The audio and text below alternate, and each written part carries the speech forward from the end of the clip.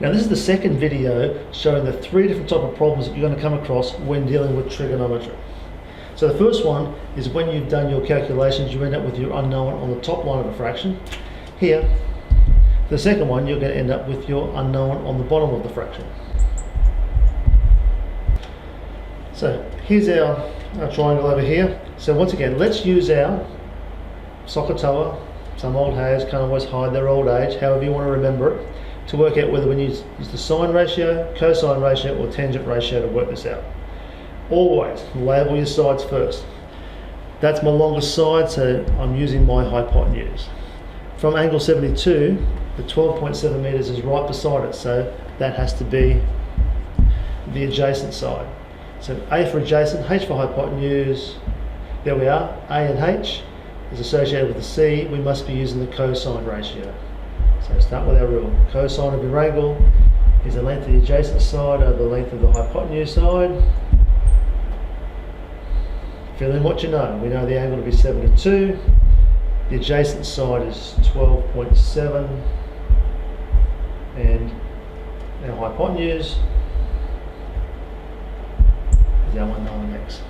As you can see, my unknown value is on the bottom line of a fraction.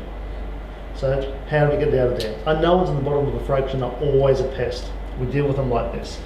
If I multiply this right hand side by x, to keep it balanced I have to multiply this left hand side by x. So those unknowns cancel out.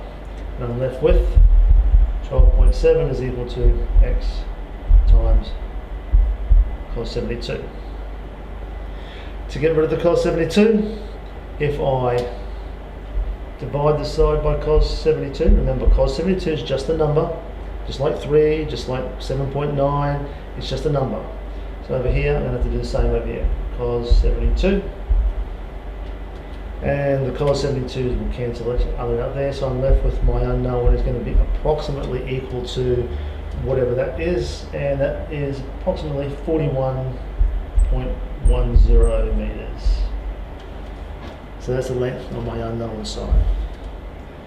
Now, please note, you can actually go from here to here in one step, really. Notice how that the x on the bottom has ended up where the cos 72 was, and the cos 72 on the left has ended up on the bottom where the x was. So if you want to, you can just swap them straight over.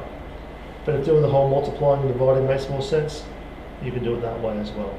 So there's number 2, where your unknown ends up on the bottom of a fraction.